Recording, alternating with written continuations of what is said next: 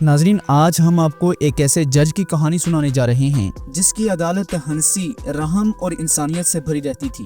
دنیا انہیں ورلڈ نائسسٹ جج کے نام سے یاد کرتی ہے، لیکن کیا آپ جانتے ہیں کہ اس مسکراہٹ کے پیچھے کتنے غم اور زخم چھپے ہوئے تھے؟ جی ہاں، ہم بات کر رہے ہیں جج فرینک کیپریو کی، جنہوں نے انصاف کو صرف قانون نہیں بلکہ انسانیت بنا کر دکھایا۔ وہ جج جنہوں نے سخت فیصلوں کے بجائے نرم لہجوں اور رحم دل فیصلوں سے دل جیت لیے، مگر ان کی زندگی میں ایک ایسا لمحہ بھی آیا جس نے ان کی سوچ ہمیشہ کے لیے بدل دی۔ آج کی اس خاص ویڈیو میں ہم آپ کو لے کر چلیں گے فرینک کیپریو کی زندگی کے ان چھپے ہوئے رازوں کی طرف جو بہت ہی کم لوگوں کو معلوم ہیں۔ تو آئیے ویڈیو کو سٹارٹ کرتے ہیں۔ ناظرین، آج ہم آپ کو ایک ایسی کہانی سنانے جا رہے ہیں جسے سن کر آپ حیران بھی ہوں گے اور آپ چونک بھی جائیں گے۔ یہ کہانی ہے ایک ایسے جج کی جو اپنی مسکراہٹ، ہمدردی اور نرمی کی وجہ سے پوری دنیا میں مشہور ہوا۔ لیکن کیا آپ جانتے ہیں کہ اس مسکراتے اور نرم دل چہرے کے پیچھے کتنے زخم چھپے ہوئے تھے؟ جی ہاں، ہم بات کر رہے ہیں جج فرینک کیپریو کی، وہی جج جنہیں دنیا ورلڈ نائسسٹ جج کے نام سے یاد کرتی ہے۔ لیکن اس جج کی زندگی میں ایک ایسا دن بھی آیا جب انہوں نے اپنی عدالت میں پہلی مرتبہ غصے کا اظہار کیا، اور اس ایک دن نے ان کی پوری زندگی کو بدل کے رکھ دیا۔ فرینک کیپریو روڈ آئلینڈ کے شہر پروویڈنس کے میونسپل کورٹ کے چیف آف جسٹس تھے۔ 1985 سے لے کر 2023 تک لگاتار 38 سال انہوں نے اس عہدے پر رہتے ہوئے انصاف کا فریضہ سر انجام دیا۔ ان کی شہرت صرف امریکہ میں نہیں بلکہ پوری دنیا میں پھیلی۔ ان کا شو جج ان پروویڈنس دنیا بھر میں دیکھا گیا۔ یہ شو اصل میں ان کے بھائی جو نے شروع کیا تھا، جنہیں ویڈیو بنانے کا بے حد شوق تھا۔ ابتدا میں یہ صرف لوکل کیبل ٹی وی پر چلتا تھا، لیکن سوشل میڈیا پر آنے کے بعد یہ دنیا کے ہر کونے میں مقبول ہو گیا۔ ان کے کورٹ میں عام طور پر ٹریفک وائلنس کے کیسز آتے تھے، جیسے غلط پارکنگ، اوور سپیڈنگ یا سگنل توڑنے کے کیس، لیکن جج کیپریو ہمیشہ اپنے نرم اور مزاحیہ انداز میں ان کیسز کو حل کرتے۔ کبھی بچوں سے فیصلے کرواتے، کبھی لوگوں کو مذاق میں ٹوکتے اور کبھی ملزموں کو گلے لگا کر ان کے غم بانٹتے۔ ایک بار 96 سالہ بزرگ ان کے سامنے پیش ہوئے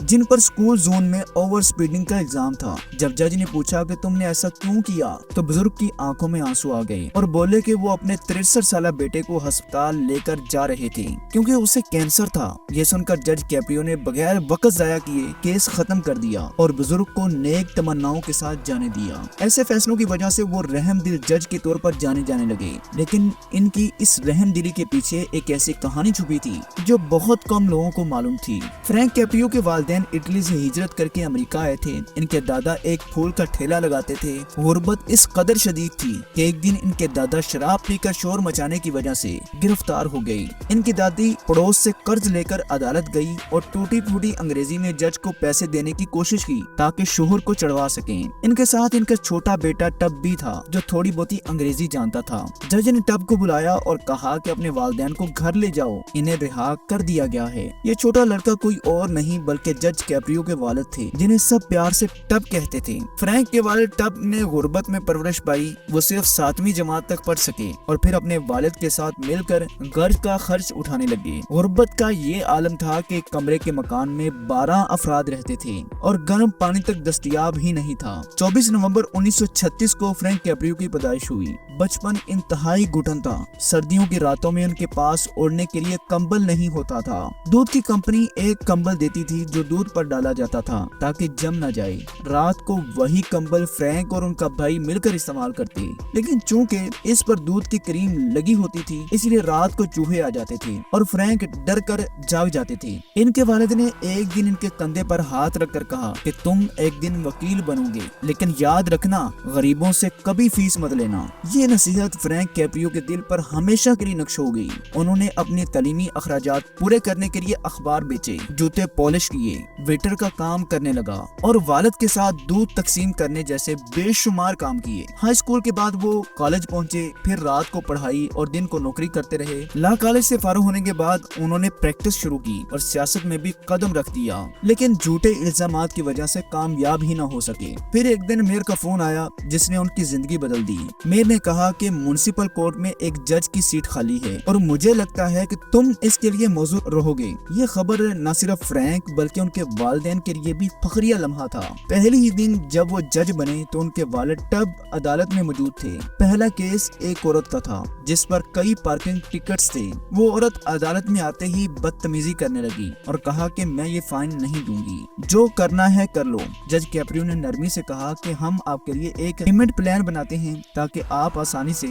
फाइन दे सकें, लेकिन वो औरत अकड़ कर बोली, नहीं, मैं नहीं दूंगी। ये सुनकर फ्रैंक को पहली बार गुस्सा आया तो उन्होंने उसकी गाड़ी पर बूट लगवाकर केस खत्म कर दिया। अदालत के बाद वालेटब ने उन्हें डांट दिया, कहा कि अब वो औरत अपने बच्चों को स्कूल कैसे छोड़ेगी, खाने पीने का सामान कैसे लाएगी। तुम्हें सोचना चाहिए था। ये दिन जज कैप्रियो की जिंदगी का टर्निंग पॉइंट था। उन्होंने तय कर लिया कि अब हर फैसला देने से पहले ये देखेंगे कि उसका असर किसी की फैमिली पर कितना पड़ सकता है। यही वजह थी कि उन्होंने फिलोमेना फंड बनाया, जिसे अपनी वालदा के नाम पर रखा गया। इस फंड से ऐसे लोगों की मदद की जाती जो फाइन अदा नहीं कर सकते थे। 38 साल तक दुनिया ने उन्हें अदालत में सिर्फ मुस्कुराते और लोगों की मदद करते देखा, लेकिन 2023 में रिटायरमेंट के बाद उन्हें कैंसर तशखीस हुआ। उन्होंने इसी दौरान अपनी किताब कंपैशन इन द कोर्ट लिखनी शुरू की, जो 2025 में शाया हुई। इस किताब में उन्होंने अपनी जिंदगी के दुख और सीखने के लम्हात सब कुछ बयान किए। 20 अगस्त 2025 को वो अस्पताल के बिस्तर पर अपने चाहने वालों से